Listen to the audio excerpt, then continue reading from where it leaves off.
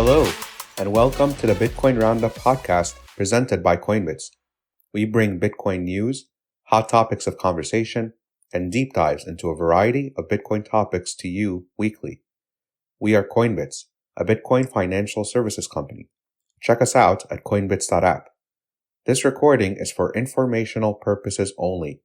No investment or legal or any other advice should be drawn from this content. And as always, consult an advisor before making any legal or financial decisions. Well, welcome everybody. Thank you for joining us today. This is Bitcoin Roundup Live, hosted by Coinbits. Today, we're very honored to be joined by Joe Ciccolo. Joe, correct me if I'm wrong on your last name. I think it's Ciccolo. Is that correct? Ciccolo, yes, very good. Thank you. Joe is a founder at BitAML. He comes with a wealth of background in the regulatory landscape, compliance issue, just the general cryptocurrency market and anti-money laundering background. And the BitAML is a fantastic company. They've been around since 2015 and has served hundreds of different clients, including Bitcoin ATM operators, crypto exchanges, OTC desks, trading platforms, hedge funds, lenders, crypto cards. It's a lot of different traditional and non-traditional financial institutions, and BitAML has lots of services that serve that industry. And therefore, we asked Joe to join us because Joe is very versed in all things regulatory, especially when it comes to anti-money laundering compliance issues. And given the current landscape of FTX, that whole debacle, all the different failures that we've had in the quote-unquote crypto ecosystem this year, and we figured that Joe can lay down the law for us and to us things from a regulatory perspective when it comes to Bitcoin. Joe, thanks so much for taking the time. We appreciate you hopping on to space with us. My pleasure. Looking forward to it. Fantastic. Okay. So we'll make this, obviously, Joe, you're kind of in the weeds on this, right? You're helping companies get their compliance programs up and running and making sure that crypto companies, Bitcoin companies are on the up and up in terms of what the regulatory landscape looks like. But for our general audience here and people who will be tuning into this recording later, maybe take a couple minutes and just kind of give us a very brief introduction to things that impact Bitcoin public policy in general. Sure. I think it's important to know when we're talking Bitcoin and crypto public policy, it's important to keep in mind that there are a lot of extenuating outside forces that impact how this takes place. There's something in the crypto space where we feel very strongly philosophically about Bitcoin, and that is a very powerful tool. However, in the marketplace of ideas, there's a lot more reactionary and emotional thinking. And I think we're seeing that play out right now in terms of what's influencing public policy. It really is a negative news cycle. And FTX, you mentioned, would be, of course, the intuitive and obvious pinnacle of that negative news cycle. And then on top of that, you have a lot of confirmation bias, if you will, from members of the media and certain politicians who suggest that this fits right into their narrative that Bitcoin and crypto is bad because of FTX. And as I'm sure we'll get to later on, that misses the plot. But it's unfortunate that these events drive the conversation and unduly influence what folks are and what they're talking about, to the degree we have bills being introduced that have nothing whatsoever to do with a business model like FTX. And certainly it doesn't deal with matters having to do with fraud or other illicit activities involving crypto, but rather seem to be a version of someone's victory lap, so to speak, in terms of convincing us all that they were right all along about Bitcoin and crypto. Yeah, absolutely. I think it's to your point, most regulation, even outside of financial regulation, seems to come when bad news happen, and it tends to be overly reactive and not very thought through. And most of the time, it seems like it does more harm than it does good. See how this plays out. But just recently, I think it was last week, Senator Elizabeth Warren had introduced that basically makes everybody who is in this ecosystem a financial operator, or requiring basically a money transmitter license. What are your thoughts on that bill? How likely is it to actually be approved? Is it something that is going to take a lot of actual effort to get through any kind of board Congress? What are your general thoughts on that? Yeah, sure. It did seem like, as you start to read the bill and step back a little bit, it seemed like if you went to a Bitcoin conference and you considered a money transmitter, it really put almost the entire industry and anyone that touched crypto into that classification. Taking a step back and talking a little bit more about the bill itself, effectively, the shortened version is it would create a classification of certain activities as money transmitter MSBs, which we know right now, for example, Coinbase, Kraken, the Bitcoin ATM down the street from you, they're all money transmitters, right? They have to register with FinCEN, have to have an AML program, submit certain reports, keep certain records. We all know and understand that as a reality. They're dealing with money and the transaction of crypto and fiat and crypto to crypto, et cetera. But what this bill would have done is said, hey, those same rules, we're going to apply those to miners. We're going to apply those to non-custodial third-party wallet applications, nodes, and other participants in the crypto ecosystem, which fundamentally, I don't know how one would do that to begin with, but setting aside the practicality or lack thereof, it would create this sort of onerous burden on those that would innovate in the space. And even some folks quip that perhaps developers would be caught in that net as well. I can tell you from being in the industry for so long at AML that FinCEN undoubtedly, if we were to ask them, and they won't speak publicly for reasons, they would not want to see this go forward. They're already overworked, understaffed, underappreciated, in my opinion, for what they do, not just in the crypto space, but in traditional financial services. And this would be an undue burden upon them for what would amount to very minimal yield in terms of helping to protect the integrity of our financial system from illicit actors. Really disappointing to see Senator Warren bring this forward. Do I think that this has any ability to move forward? No, I don't think so. I think it's something of a or overreactionary bill, to be sure, in response to the events, of what's going on relative to FTX. And it's a shame because it misses the plot. Right? If we're thinking about what's wrong with FTX and what went wrong, we can dive deep into the rabbit hole on that. But at a high level, they held other people's funds. There's a big difference between custodian and non-custodian business models. And here you have a business model that held on to other people's funds, and people felt inherently that, hey, if I come back tomorrow, my money will be there. Right? That's what the average consumer of any exchange is thinking. It's there for my convenience. That's fantastic. But I have some belief that it's going to be there tomorrow. But what Senator Warren's bill seemed to try to address were all these non-custodial business models, or business models that quite frankly didn't hold anybody's funds or hold any promise. They were merely participating in the ecosystem or had nothing to do whatsoever with withholding other people's funds or making them tomorrow. So it's completely misguided. And like I said, I think it has much more to do with sort of overreactionary, the belief that one must do something because they're an elected official, rather than stepping back and maybe analyzing, hey, how could we address the elephant in the room? Yeah, for sure. I mean, I think at that point that it's a lot of political posturing goes on.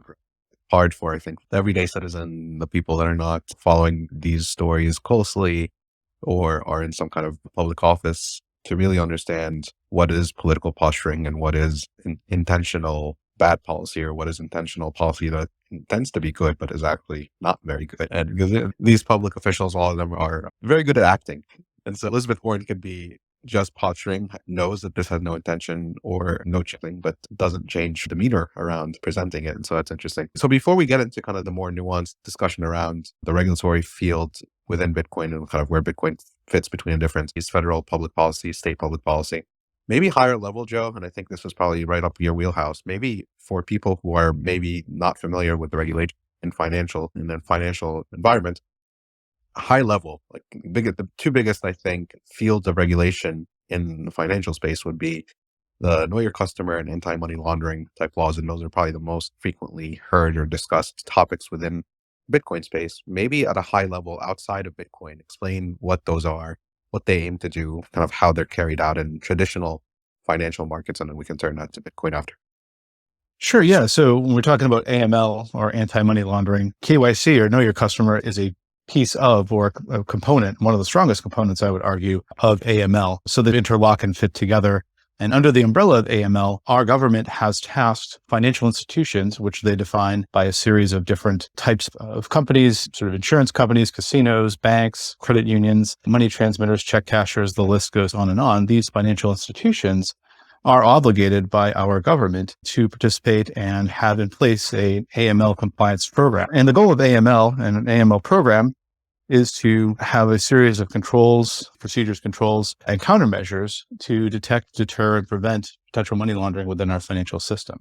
So in essence, the government has deputized, for lack of a better term, all these different types of financial institutions, big and small and all over the financial landscape, to participate in this, and they're duty bound to submit different reports, keep certain records, and ultimately participate in a regulatory process, but also cooperate with law enforcement and otherwise do their part, if you will, to help prevent illicit activity and otherwise safeguard the integrity of the financial system. So as a sort of an alternative to the government policing everyone's transaction, the idea is that now you've deputized these private players, these financial institutions, to use reports, keep these records, and ultimately put safeguards in place to do their part, as I mentioned, protecting the integrity of the financial system.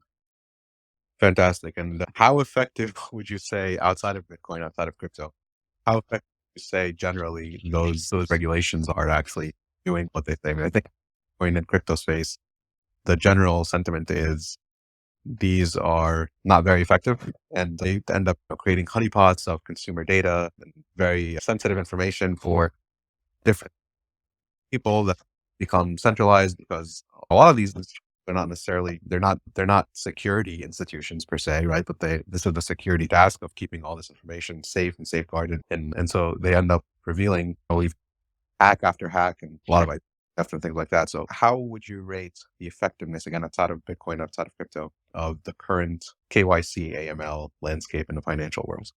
Yeah, it's difficult to say. We don't really have specific measures from the government. I know that FinCEN testified, I think it was before either Congress or the Senate, perhaps both bodies. And they were asked several times how many of these SARs actually result in arrest, investigation, conviction. And they really never clearly answered the question with a specific data point, although there was a lot of talk about some of the ways in which it does positively impact that approach. We never really get to any statistical or any sort of quantifiable measure of success. I think within the AML community, the traditional AML community, there is a sense of pride and duty that we are contributing to something greater and we're helping to potentially thwart or identify a human trafficking ring, for example, or break up something on the dark net, and that we're part of that process. But as you've get involved for this for several years, and as I have, you begin to see that there is maybe a little bit more emphasis on paperwork and some of the realities of dealing with bureaucratic structures rather than being on the front lines and helping an investigation. I think AML needs to be modernized, and that's not directed squarely at government, but I think the private sector as well. Thankfully, there's a lot more solutions coming out that seem to be streamlining AML efforts, but I think focus more on stronger technology as opposed to just ramping up headcount of AML analysts or government investigators. We don't want to enhance the scope of the different investigation obligations, but rather focus on what works, drill down on that, and then have a better dialogue between government and the private sector players. That makes sense. Sounds logical, which probably means that may not actually happen. All right. So turning a little bit more to the institutions that are at play here, specifically with federal public policy, there's a lot of different groups that are or can be involved in regulating financial institutions and Bitcoin and crypto companies. Maybe we kind of have a list here. Maybe we kind of go through each with them one by one, and maybe we list kind of what their traditional role is in the regular financial world, and then kind of how they've positioned themselves or are trying to position themselves in some cases within the Bitcoin crypto space. The first one, probably the most popular one, would be the SEC. Give people kind of a high level introduction to what they are, what they do, and kind of their role in Bitcoin. Sure, yes. The SEC, Securities and Exchange Commission, generally speaking, their provenance is to regulate investors and investment. We might think of them more for filings for public companies and disclosures and things of that nature, being involved in any sort of investment type of activities. So again, kind of thinking traditionally, we might think of the NASDAQ and New York Stock Exchange and 10K filings and 10Q filings from publicly traded companies. And that's important. And that's part of their mandate. As the regulator that oversees securities, they have said that in certain circumstances, depending upon the function of the business model or products and services, one could potentially find themselves regulated as a security in the crypto space. So if you look at the history of the SEC and their involvement in crypto, they made probably the biggest splash, at least initially, the biggest splash was going back to the ICO craze. I believe that was 2017 or 2018. It's hard to believe it's been that long. With the initial coin offering, where you had a whole raft of different innovators coming out with these different various coins and projects with a white paper and a dream. And very few of these projects actually came to fruition. Many of them were fraudulent from day one. Others were perhaps much more daydream than an actual plan in reality. The case, the SEC said, hey, these to us are considered securities and should be regulated as such. You need to be a registered broker-dealer. And so a lot of innovators early on that were participating in these ICO projects got in some serious trouble, both on the civil and the criminal side. So that's how the SEC made its sort of formative introduction into the crypto space. And for the most part, the folks of the Bitcoin and broader crypto community were actually appreciative of that they wanted to clean this area up in the crypto space. And, hey, we're better than this. We need to get back to basics. And there was an acknowledgement that, hey, the SEC probably, for the most part, did the right. And then fast forward to the current administration, with Chairman Gensler coming on to lead the the SEC, it just seemed almost from day one that his target was laser focused on the crypto space, and that wanting to have more tools and more oversight and more jurisdiction over matters having to do with the crypto space. And of course, that leads to a lot of consternation within the crypto space, rightfully. I think that his focus on this has maybe distracted from some other areas of the market, broader market, not just crypto, that could use the SEC's attention and oversight. And so there's been a lot of critical thinking on this space, and a lot of folks in the crypto community have fought back against this idea of this over-focus of the SEC. And we'll point out, and we'll go on to the next regulator because I don't want to have time to answer as many questions as possible. But I will say was for the SEC's part, anytime you have a government agency that is extremely vocal about spending, about enhancing its mandate and being more hands-on and participatory, what tends to happen is the other regulatory agencies that have some degree of overlap or some degree of parallel responsibilities, they are in some ways induced to, by and large, embellish claims about the need for their authority and the need for their services and their budget. So I'm worried that this sort of will lead to more of an arms race between the different agencies saying that they need more money to quote unquote fight crypto or fight the bad guys in crypto. Do I think that some agencies need more? So yeah, I think we should have that conversation. But I think anytime you have someone who's extremely vocal and has the platform that Chairman Gensler has, that tends to, as I alluded to earlier, induce the other agencies in government to feel like they need to up their voice to better compete for these precious resources. It's often thought that the most vicious fights are between the Democrats and the Republicans in Washington, and I would submit that it's probably between the various different government agencies vying for a bigger slice of the finite pie. Yeah, that's really interesting, and I think it's well said. I mean, go back to the SEC perspective. Their remit seems to be, for the most part, kind of outside. Gary Gensler himself, he's an interesting character. He's got this course that he taught at MIT, right? In that course, there's many different lectures. He seems to get it. Right? He seems to get that Bitcoin. He calls the specific clip that comes to mind where he says, Satoshi's invention is real. And he does seem to see that most of the other quote unquote digital asset are more than tokenized securities alike. And so him specifically, he seems to at least seemingly understand Bitcoin and that there is a difference between Bitcoin and the broader crypto space. But then because of that, I mean, it's in the name, right? The Securities and Exchange Commission. Bitcoin is clearly not a security. They've come out, and FinCEN, I think, or maybe the CFTC has come out and said prior to this year that Bitcoin is different and Bitcoin is more akin to a commodity. But so within the SEC itself, there might be different opinions, but I think Gary sits on the correct understanding of this. Does that give them less jurisdiction, more jurisdiction over Bitcoin itself? Like, how do you think that plays out between, say, them and perhaps some other agency? Yeah, I think to the degree that a company or a person or entity does something functionally with Bitcoin in such a way that it could be securitized or in some way become some sort of security or function like that, then I think they would get involved, I should say. With respect to the coin itself, I don't know that anyone would make the argument, or anyone has made the argument, that Bitcoin on its own is a security. That'd be a very difficult argument to make, right? There's nowhere to go for redemptions. There's no board. There's no, sort of party controlling this, or it's just up to people participating in the ecosystem. It was literally code that was released into the wild. That Satoshi, whoever he, she, it, they was, were, or has been, basically gifted this to the world and said, here's the code. I'm out, right? Just turn the lights on and shut the door. That was it. And it was up to us, the collective, those in the ecosystem that voluntarily wanted to be involved, to do something with this innovation. Yeah, I think Chairman Gensler recognized that and probably figured it as well prudently. It's a fool's errand to try to make Bitcoin out to be a security, because that's a really bad slippery slope. So I do think in some ways the SEC is again focused on looking at the remaining coins, right? So altcoins, any coin other than Bitcoin, essentially, and seeing if it's properties of a security. And that way, I think that they're well-founded in taking that approach. I think that there's a degree of concern in the crypto space that, depending upon how an exchange or party in the crypto space functionally provides for different services in crypto, that they may be running afoul of a perceived wider net that Gensler may be casting. So I think that's a little bit more of the concern from that perspective. But no, I don't think tomorrow he's going to go out and try to regulate Bitcoin. And even if he did, best of luck. I don't know how that would work. Yeah, absolutely. And wise for them to spend their effort elsewhere. What about FinCEN? What is their kind of traditional role in the broader economy, and how do they kind of position themselves specifically on Bitcoin and crypto?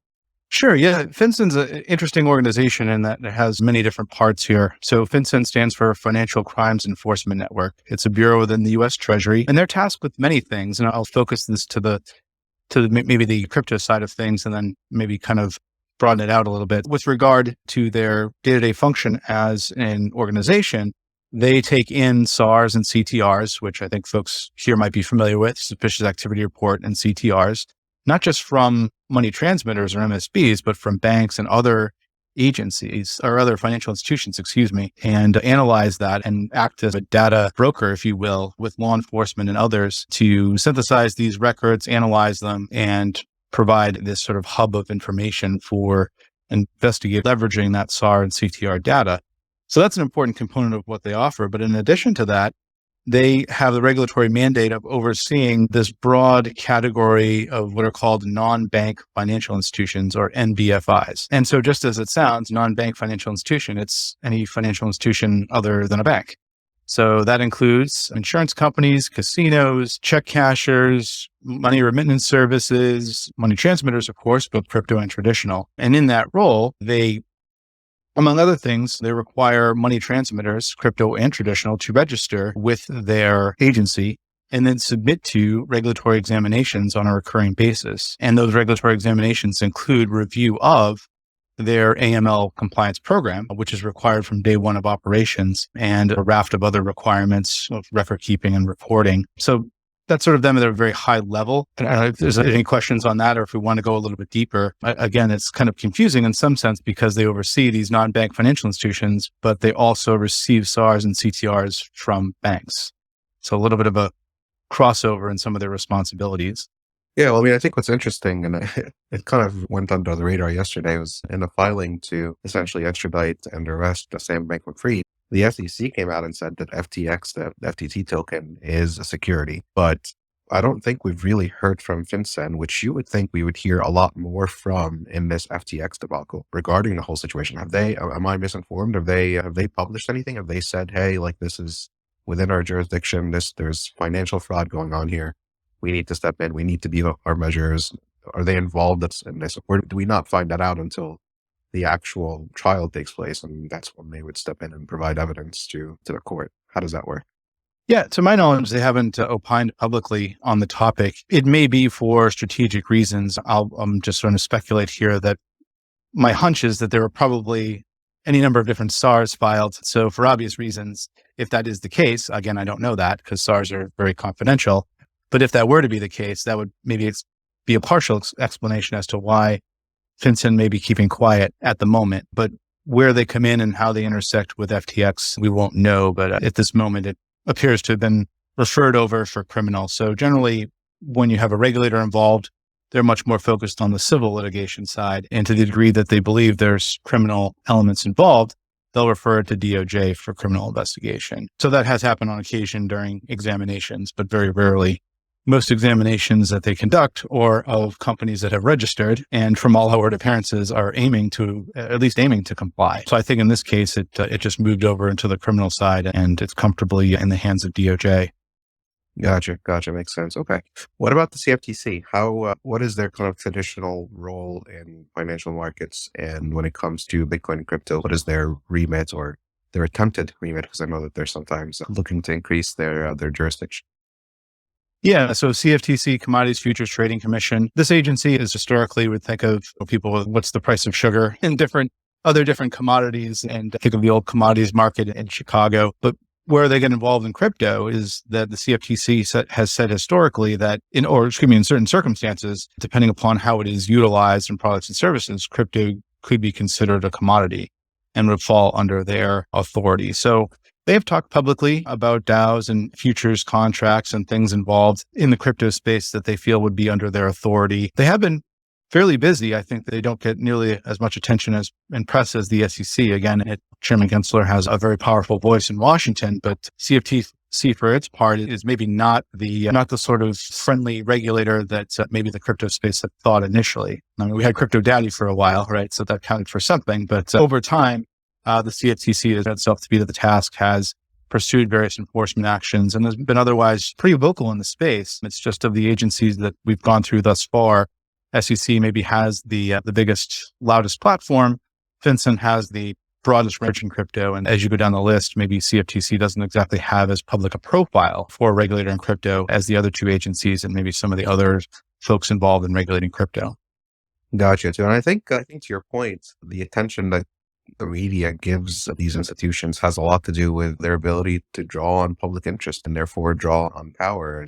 These are publicly funded institutions, and so sometimes it's a little bit of who can scream the loudest, and that's who gets funded, and that's who perhaps certain lawmakers tend to favor because their constituents would know about them. The SEC is perhaps the most famous of these institutions because of their involvement in the stock market, and as things are due to the fiat disease that we live in, as things have gotten more and more financialized, the stock market plays a bigger role in the collective people's minds, and therefore the SEC gets to be the loudest because they govern mostly the stock market, and therefore they get the most attention. But I don't think it limits the power. I don't know the number directly, but some of these institutions might have more funding, I would say, maybe than the SEC, depending on kind of what they do. What about the CFPB? That's one I haven't heard of prior to your conversation with us at Coinbits, and it's an interesting organization. Tell us a little bit about what they do, who they are, and their role in Bitcoin and crypto ecosystem. Sure. Yeah. The CFPB, Consumer Financial Protection Bureau. This was an artifact or shot up following the market meltdown, the traditional markets back in, I believe it was 2008, around that time, coincidentally around the time of the white paper for Bitcoin, but I digress. The CFPB came about because there was this feel in Washington that we needed an agency that was out there protecting consumers, that what happened in Wall Street cascaded over to Main Street, and we needed this regulator that was new, hip, and would embrace and protect the consumer. And so the CFPB, we mentioned Elizabeth Warren earlier, she was one of the original sort of founding members, or perhaps we can say a member emeritus, in bringing this to light. This is before she was in public office, bringing this agency to being in Washington, D.C. And it was sort of, again, as this financial watchdog for the people. And they began by creating a database to collect consumer complaints. They were analyzing all different companies, doing examinations. What's interesting about the way they're set up, and you've probably seen and read some articles about their constitutionality being tested, is that they don't have any congressional oversight.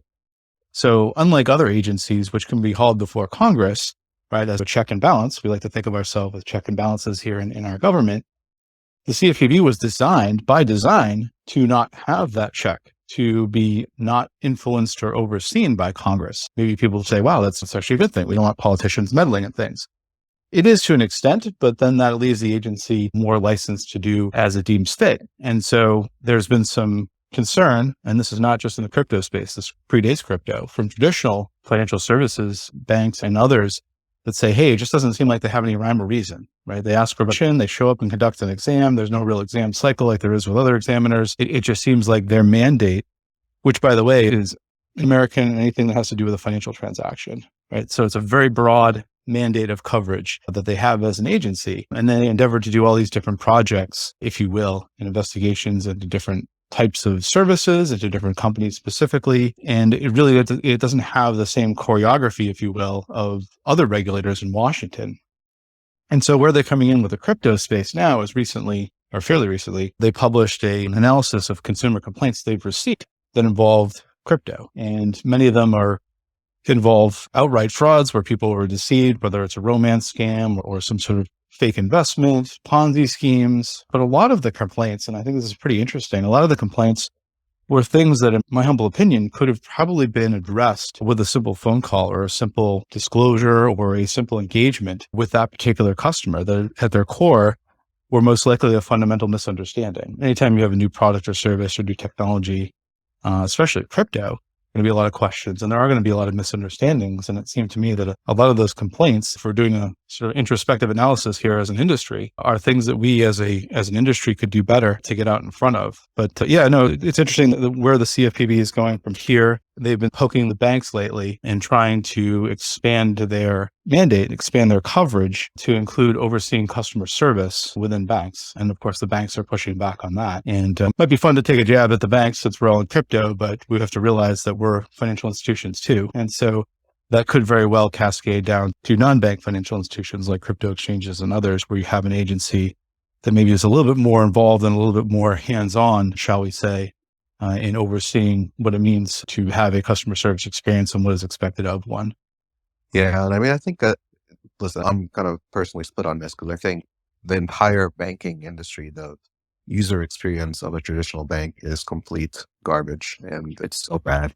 And that kind of in part actually testifies to all the neobanks that are popping up left and right, because they're looking to serve specific consumers as best as possible. And you get a whole bunch of innovation that way. On the flip side, usually what happens when regulation comes in to any forced policy to any specific field, usually you kind of create the minimum operating standard and you don't get the above and beyond, and you don't get people going out of their way, businesses going out of their way to make sure that their consumers are as delighted as they can be. And so it's a double-edged sword. As crappy as some of the customer experience and user experience of traditional financial institutions sucks, really, to speak frankly. I don't think the solution is a board that comes in and kind of by force tries to mandate specific things, especially when they're not in the industry and they're kind of, usually it's like the bottom up type of mandates, quote unquote mandates, really experiments that work out well, that govern and aim industries in the right path, and that it becomes a competition. It's like, I'm going to do this not because I have to, but because it's what my customers expect, and because that's what is working for my competitor, and then that's how you get kind of natural of different services, and that's what works. So that's my personal take. Okay, so that's a really good summary of the four main public policy institutions that govern government agencies and govern the financial world. Are there any other ones that you want to highlight or draw attention to?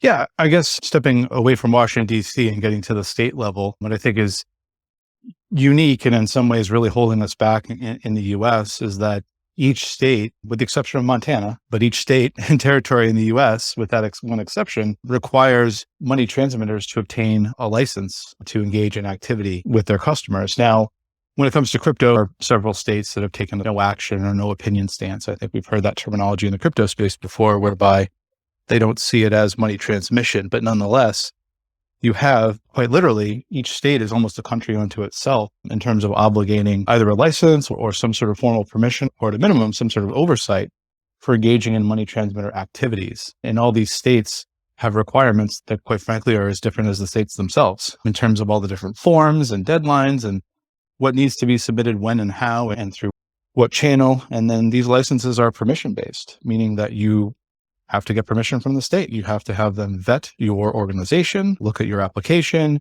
review any number of different pieces of information about you as a company and your officers and other pertinent data. And in some cases, requiring you to have a surety bond or sort of minimum net worth requirement. So it's very interesting. And all these states are different. So you have this patchwork quilt, regulations and regulatory oversight, and it makes it very difficult at scale to launch an exchange in the US, which I guess is good news for the incumbents. But if you're aiming to scale and offer your services across all the states, it can be quite an onerous and laborious activity to get the application or to get the license itself by going through the application process in each of these states. And so you'll see a lot of geofencing to begin with, and these exchanges or aspiring exchanges rather will incrementally apply for, seek out permission or license in each of the states, and then effectively color in the map of the customer bases they can support. So I think that's an interesting sort of conversation on its own. Again, some states have these no action or determination states, meaning that based on your business model, it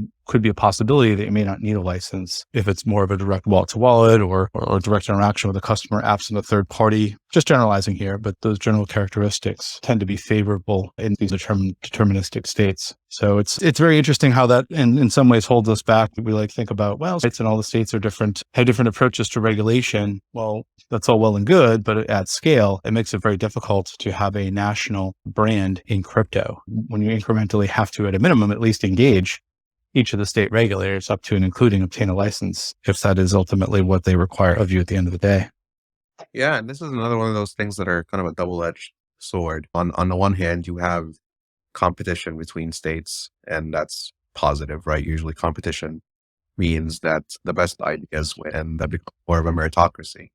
On the flip side, you do have like how do you, as a business owner, as a business builder, someone who's trying to provide services to people in the space, how do you prioritize? How do you do this at scale, to your point? Now, I can't tell you how many, typically at Coinbits, we get questions from people in New York specifically, who has come out basically as the most anti-Bitcoin state that there is, asking when we can provide our services there. And it's unfortunate. And the great people of New York, hope some of them decide to move just because they can't access Bitcoin services in their state. But it's unfortunate that they basically, a state has the power, for all intents and purposes, lock out their constituents from this emerging economy.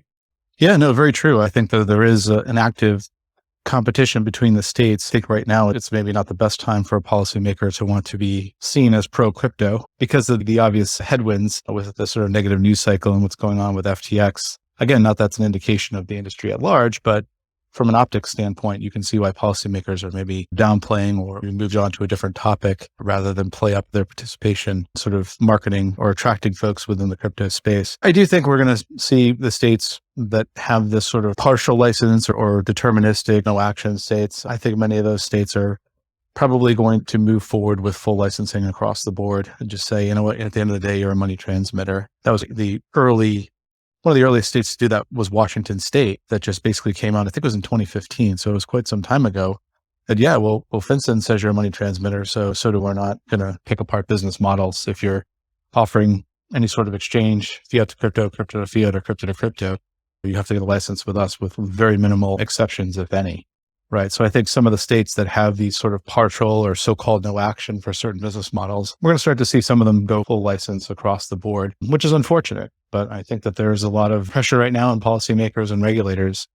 And I think we're going to see some of those states move in that way. I certainly don't think we're going to see full license states move back off of that.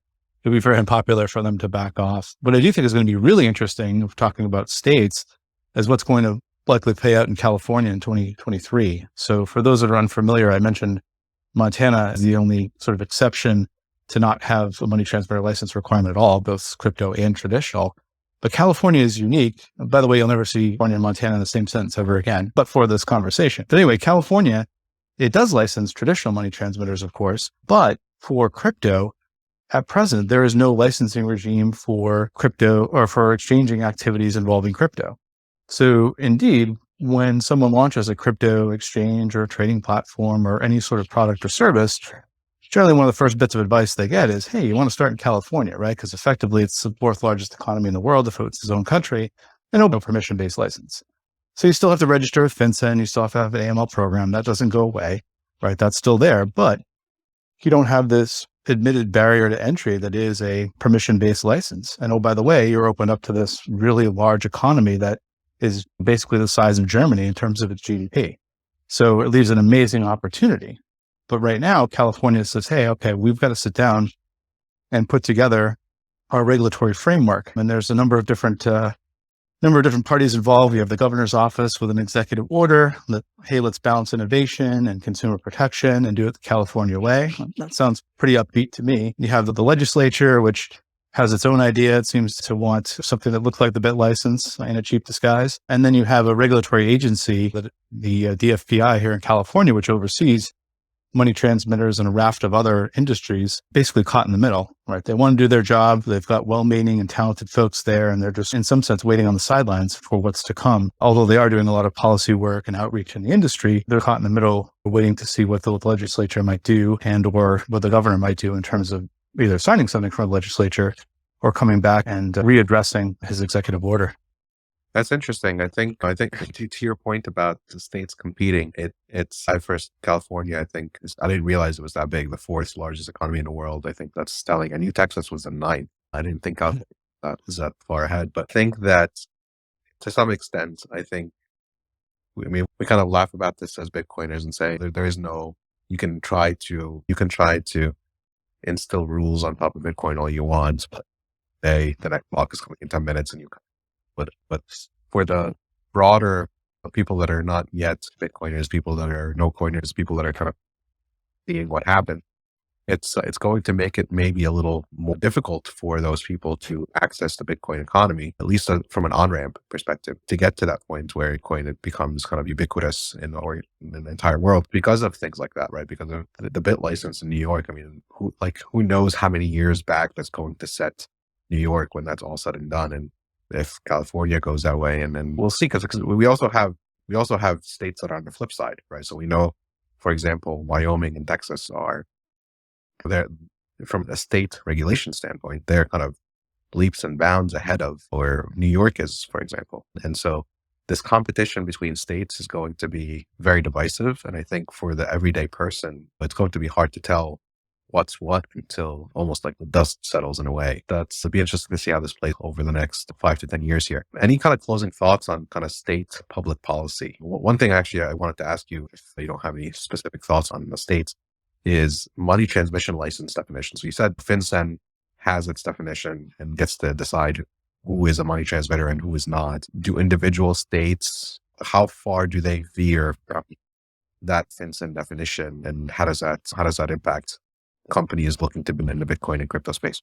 Yeah, it's different from state to state. So you're dealing with a lot of laws and rules on the books, many of which are antiquated with regard to financial services. And so the definition and how it's defined can vary from state to state. You have, as I mentioned earlier, the sort of example of Washington state basically, evaluating this and saying, hey, we're interpreting this as FinCEN has. And then you have other states that have looked a little bit more and taken a more nuanced approach and said, well, wait a second, if you're two parties getting together and just exchanging stores of value, we've really never seen that as money transmission. And indeed, you can read that in the guidance. You mentioned Texas. So Texas released Memorandum 1037. So from the regulatory agency, Memorandum 1037, you can Google it, it'll pop up online. It's 6 pages. It's a super easy read, easy on the eyes.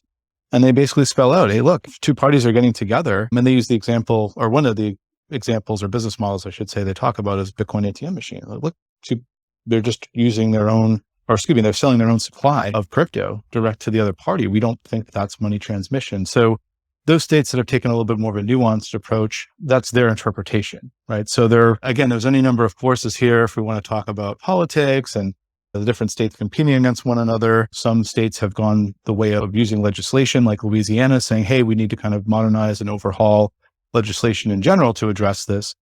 And then you have other states that said, well, our regulatory agency took a look at this and here's what we think. It's a one-size-fits-all approach, or it's a nuanced approach, and here's what's a money transmitter, and here's what is not, broadly speaking. But as we say to our clients and anyone in the industry, when they ask state to state, you have to call. You have to call that state regulatory agency office, engage in a dialogue, have a direct conversation specific to your business. Yes, there are some businesses that are alike, and there's some commonalities of business models. But at the end of the day, it comes down to the unique facts and circumstances of your business. And you certainly want to have that captured in your paperwork, in your paper trail and engagement with that particular state agency, so that if you are in a position to qualify for a no action exemption or determination letter, that you get that in writing, not just get that in writing from the agency, but get that in writing from the agency addressed to your business rather than a blanket memoranda or just a piece of information, but rather it's addressed specifically to your organization. Bottom line, if there are folks out there that are engaged in business models in the crypto space, offering some sort of exchanging activity or otherwise are interacting in the crypto space, it's best to just call the state regulators in a dialogue over the phone. And then over time, that conversation will likely transition to email because they'll be asking you for more information. And then ultimately it gives transparency to both you and them on either side of the communication to have that for your record. Interesting. Yeah. Now, in terms of lobbying, right? So there's all kinds of kind of rules and regulations and different bodies of authority and different avenues to influence public policy. There seems to be a lot of different pieces at play here in terms of the regulation. So who and what is the key lobbying efforts right now in the crypto space? So there's, for us in Bitcoin, there's Bitcoin policy institutes who try to they're not necessarily lobbying, they're kind of a think tank. There's a Satoshi Action Fund, which I think is a kind of a formal lobby group. There's Coin Center, who have been around for quite some time, or more crypto focused. But in general, those tend to be focused more on the federal level. Is anybody doing lobbying at any other level other than federal? And who's doing it? What's there to gain for those types of organizations? And are there different factions? What are their different incentives? Do you follow the space much? And what are your thoughts on it? Yeah, sure. Happy to talk about lobbying. I guess we'll use the lowercase L for lobbying because you're right. There is some determination in terms of regulatory oversight of lobbyists and lobbying activities. So there are various nonprofit industry groups and think tanks and others that will collectively put in this sort of lobbying lowercase L bucket. But yeah, there are different constituencies at play here. You mentioned CoinCEN and some of the others in the crypto space that tend to have more of a holistic view of crypto. They're not necessarily representing one specific exchange or one specific business model type of crypto participant, but rather looking bigger picture at the industry itself. So I think we kind of know who those players are out there. You mentioned a few of them. Then there are other groups that are either individually one or two companies or group of companies that are much more interested in something specific to their participation or their business model and how it interacts with crypto and crypto regulation specifically. To the degree that these different lobbying efforts are meeting with success, a mixed bag at this point. I think maybe historically, crypto is a little too early to say whether or not have yielded any success in Washington, D.C. And it's interesting you mentioned Washington, D.C., because I think that's overwhelmingly where the efforts are. If we're looking at different states, it just seems there are very few groups that are working state to state. And that's understandable. There's some logistical issues, right? It's very difficult to travel to each state and at any given time hop from state to state because a bill was introduced. We tend to see engagement from industry later on in the process. And I would argue in many cases, it's too late. So we think about the history of a bill or the cycle of the bill being presented, legislature and being signed by the governor. The later stages bill and its cycle, the die is usually already cast. And it's at the point at which the industry gets involved, unfortunately, a lot of the times it's been cast. And for that matter, the vote has already been cast. It's just much more of a formality to be undertaken. I guess my charge, to myself included, into the industry is that let's see more involvement at the state level and more involvement early on. And I think we're already starting to see that in California. I think a colleague of mine had mentioned the other day that there's at least 30 or so registered lobbying groups in California that are here dealing with crypto-related legislation. There's definitely a lot at stake. So in some sense, I'm not surprised by that. But in other words, it's really time to mobilize if you are interested in getting involved. And I know that there are some companies, and we've talked to some friends in industry that said, yeah, politics isn't my thing. I don't want to touch that with a 10-foot pole. And we understand that. So it's not necessarily a fit for everyone. But for those that do want to get involved, I think it's really important to have your voice heard, not necessarily from an element of leading with philosophy or Bitcoin and crypto are going to change the world, but rather approaching it in practical and realistic terms, right? Understand that there is going to be regulation in California. This isn't going to be a state where there's going to be no license, no registration, no regulation, no nothing. There's going to be something, but it's up to us to kind of help guide the conversation by saying, hey, here are the realities of crypto. Here are the realities of Bitcoin. Here's what it does. Here's what it does not do. And these are the ways that we think is the most fruitful for you to protect your constituents, protect the industry, protect consumers, but at the same time, allow innovation to flourish. And if we go back and read Governor Newsom's executive order on crypto, it says just that. Hey, we want to continue to be the innovative leader in tech here in California, but at the same time, we want to protect consumers and look out for Californians. And I think that balance is going to be critical, but how we get there is having conversations and getting involved as early as possible in a dialogue and educating a lot of these policymakers. Our conversations in California, we've heard from some staffers who have readily admitted, hey, look, the office that I'm working from, this particular elected official that I represent, they don't know anything about crypto.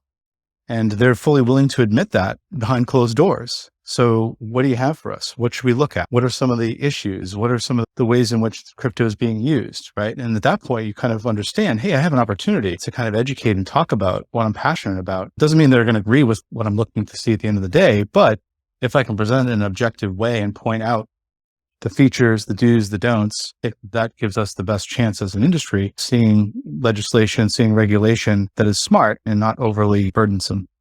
You bring up a really good point there about just the general knowledge of regulators and government officials in the space, and it's pretty abysmal. Shout out to the Bitcoin Policy Institute because they're working strictly on fixing that and trying to meet with as many, at least in DC, as many offices of different senators and congressmen and women to try to bridge that gap and just explain, to your point, from a practical perspective, not from necessarily a perspective of Bitcoin fixes everything, just what Bitcoin is and the advantages that we stand to benefit from Bitcoin. But to your point about state regulation, and perhaps that's maybe the next frontier, what can Bitcoin companies like Coinbits or others like us do to make it easier for lawmakers to understand Bitcoin so that we're leaps and bounds ahead of not just Bitcoin companies, but Bitcoin individuals, Bitcoiners? What can we do to decrease the regulatory attack surface on Bitcoin and kind of help bridge that gap and allow people to first understand it for themselves? Because I think that's how we win. We win individuals, and then eventually be able to impact policy and lawmaking in a way that is favorable for the continue to grow here in the US. Yeah, I think it's a good question. I think it's engagement and education, right? Just getting in front of policymakers, members of law enforcement. We've had clients do this before. They've had Bitcoin ATM operators give a demonstration to law enforcement about how it works and really demystifying some of the misconceptions, what people think a Bitcoin ATM, in my example here, is all about, right? That, oh, it doesn't collect any information. You could do any transactions. Like, well, that's not true, right? If you put in a different amount, based on that amount, you get a certain KYC interaction. And just because that's the information asked of you doesn't mean that's the only thing. That's not the only thing going on. There's some other quality, quite frankly, nifty countermeasures going on in the background where they're analyzing that data and information and creating a profile on you in that transaction. It was news to many of the law enforcement attendees in this particular session that one of our clients hosted. Little efforts like that just seem small in scale, and maybe there's only a couple dozen people in the room, or you met with a couple of local members of the legislature in your state, and it doesn't really seem like a big deal to you at the time. And, hey, shouldn't there be more people here? What's going on? It's small steps, right? It's those little first couple of steps that really make the impact, because then that information and your name will get around that, hey, this person is a resource and they have some information to offer and they could really, help us understand this better. Again, this is up to each person and each company. We respect those that politely don't want to participate in that process and understand that. But for those that do, I think there's an amazing opportunity, and it just begins by reaching out to your local legislature, member of the assembly. Would be in California, we have the assembly, or state legislature, state member of the state, reaching out to them and just saying, hey, I'd like to talk to you about this, or here's what I can do to help out your office, and have those conversations. And indeed, again, mention law enforcement also is another vital part of where our clients come in, because again, we're talking to folks in the compliance departments within these crypto companies. They tend to work with law enforcement a lot because they're asking for pieces of information or submitting subpoenas and requests for documentation. And that starts a conversation. Hey, let's show you what we're all about. This is what we do in terms of compliance. Or, hey, here's what a crypto transaction looks like in real time. Let me show you what we found with our blockchain analytics. Using that information as a conversation starter. And I think that cuts down a lot of barriers and really can help demystify crypto to a more lay audience that in some senses maybe swayed by media stories out there. For sure. Joe, I think that's a really good summary. I mean, I think it's ironic because Bitcoin ultimately reduces government. And so a lot of the people that gravitate towards Bitcoin now, as early as we are, tend to be more for less government and smaller government and only kind of bare minimum governance that is required for society to move forward. And so it's essentially what you're saying, I think, is spot on. But what it means is people who are not necessarily the biggest fans of government going and petitioning to try to explain them and try to bridge the gap, which is super ironic. But I think it is the low time preference choice to make. And we do, personally, I will speak for myself. I personally think Bitcoin is inevitable, whether government gets in the way or not, but it does affect how long it takes for Bitcoin to reach its eventual goal of becoming world money. And it affects individuals of like, well, okay, maybe like the US becomes completely hostile to Bitcoin, which I don't think is going to be the case, but that's a real possibility.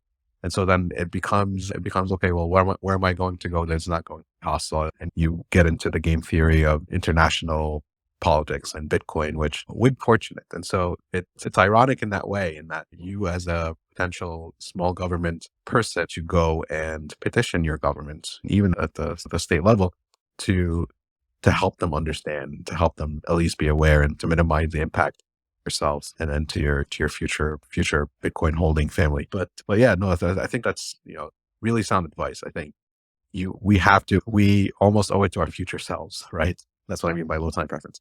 To go out and be on the forefront and just spread knowledge, right? Spread truth, not necessarily get into political debates or things of the like, but just to help people understand what Bitcoin is and the kind of the possibilities that become available because of it for not just us. And this is where Alex Gladstein's check your financial privilege piece is really helpful. Not just for us, it's for really the rest of the world that we're fighting for. So really sound advice, really good discussion. Thank you so much for your time. Do you have any kind of closing thoughts or handoffs to people to follow you, follow your work? And if people have questions and thoughts that they want to share with you, where can they find you?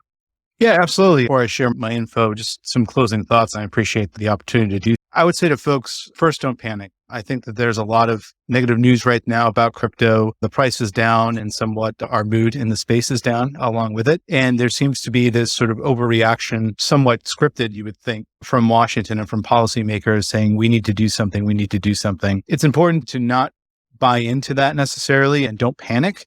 But at the same time, don't become complacent. And I think we talked a little bit about that just a few moments ago about educating and engaging policymakers. And you're right. You point out it's kind of funny that for a group of folks that are mostly limited government, or we say, well, we should probably just not talk to government at all. And I would say that's probably the worst thing we could do at this point is not get our story out there, because if we don't, somebody else is going to write our story for us. And we're seeing that right now. If you pick up a headline, you read a story about crypto outside of the crypto media, it is 100% or pretty close to it, negative in terms of crypto. Is this a failed experiment? Should we throw in the towel? Are the crypto bros taking over? Any number of pejorative terms and negative headlines. So I guess ironically, I'm telling you to tune it out, but stay tuned at the same time. Stay up to date on these things and engage as best you can with policymakers. And for those that want to reach out to me, and I appreciate that opportunity, best way is the email and our website. So I'll give you my email address. It's Joe, JOE@BitAML.com.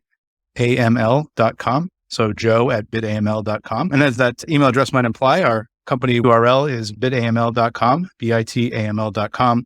We have a blog section there. We write a lot about what's going on in particular lately with California, but also 101 and foundational knowledge in terms of compliance. So if you're early on in the process, if you're exploring potential participation in the space, hey, what's this compliance all about? What are some of the key concepts I need to think about? We hope that you'll check out our blog page and sign up for our newsletter.